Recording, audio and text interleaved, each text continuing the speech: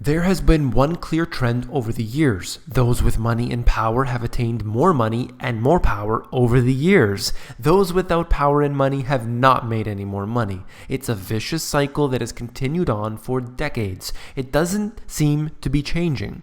The powers that be continue to have a deep hold on the economy and on business and government. They will never let it go. You came here for the truth, so let me unveil that for you. Today we are going to look at several charts which I found amazing, wanted to bring them to you. Let's begin. Looking at this here, I wanted to note one point from this, and that is those with money, they get more and more of the pie.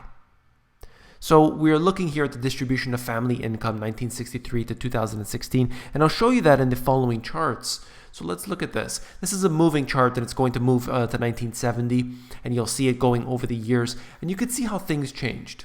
The distribution of income in US cities 1970 to 2015. Median household income in 2017 dollars, okay? So you're looking here, the further to the right you go is the higher the income, and you'll notice something very clear. The middle class is disappearing. And it's not one city, it's not two cities, it's everywhere that is going on. Look at any developing nation and you will see the same trend. The middle class is not present. That's what defines a developed nation, when you have a strong, booming middle class, and that doesn't exist. I suggest to everyone that if you know somebody who grew up in a developing nation, or perhaps somebody who lives there now, to ask them about the middle class. How is it? Is it a strong economy, or do you rely on foreign investment? Do you have any say in the matter? Look at how much money is being made by those at the highest end of the spectrum. All of the money. I'll show you another example. This is another one here.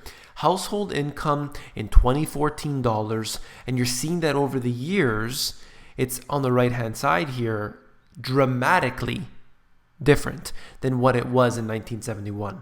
Yes, those with a lot of money had a lot of money and a lot of power. That's clear. It's always been that way. But as the years go on, things are getting worse and worse. And it's funny because those in the middle class, it's like their income was chopped off and given directly to the richest of the rich.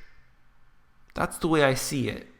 I wanted to note, it's not the 1%, but more likely the 0.01 or the 0.001 who have all the power and the money. But even those within the 1% have been doing very well. But those in the 0.001% have been doing even better. So the more money and power you have, the more money and power you have. I hope I've made myself clear on that point. So that's that. Let's move on.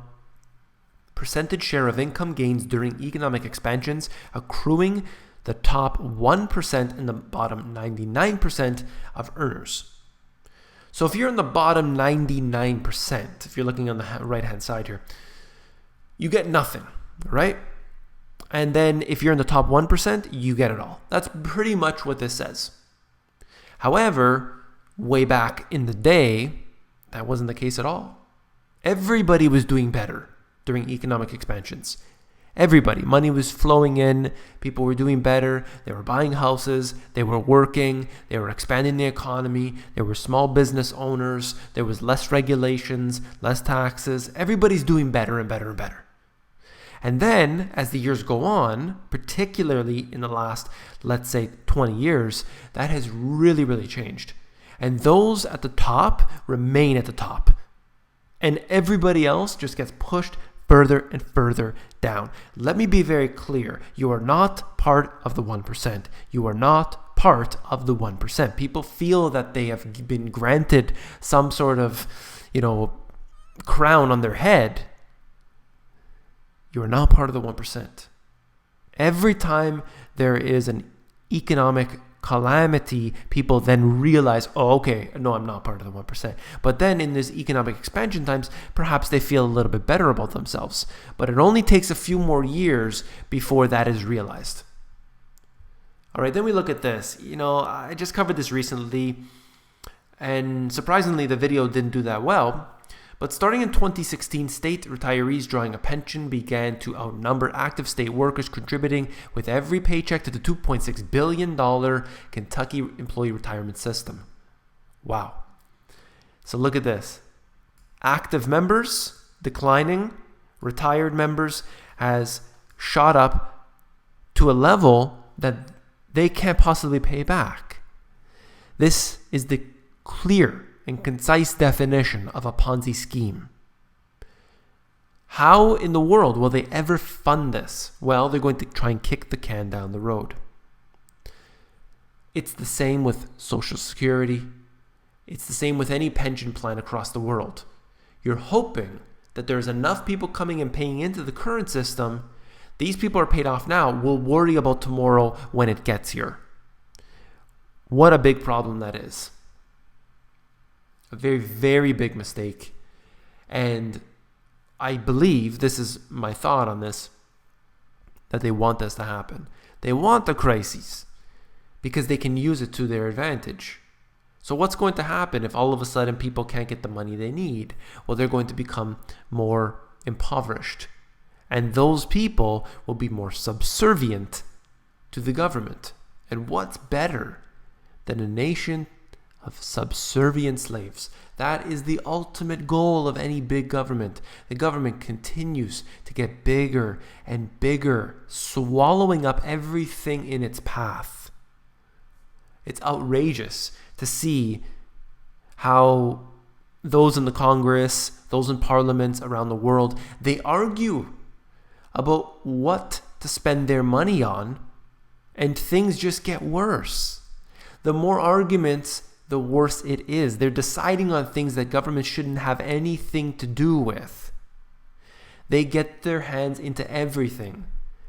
Every sort of business, every facet of our lives, the government is involved in, and it makes it worse. It only makes things worse. It's very clear, very documented as far as I'm aware.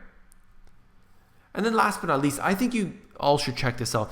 There's a website called howmuch.net, and it's got all sorts of interactive diagrams and charts in here. This was impressive to me because it really breaks it down to the level that wherever you live, you can see this precisely. I don't know if I agree with all the numbers, but they are documented, so it's pretty amazing. But if you go to howmuch.net and look for cost of living, you can also go to the link that I'll have below. But if you just want to go to a search engine, howmuch.net, and then type in the words cost of living, you will get this to come up. So you can search any area. I just happened to pick Los Angeles as an example. But it basically breaks it down where all of your different income, taxes, housing, and it goes through all the different things and how much money left at the end of the year. And depending on where you live, you can see these numbers are quite dramatic. In fact, the darker the red, the worse that it is. Look at your area. See where it's at right now and see if that makes any sense, and you can be the judge of that. Look, because it's really broken down into small sectors here, you can get a precise idea.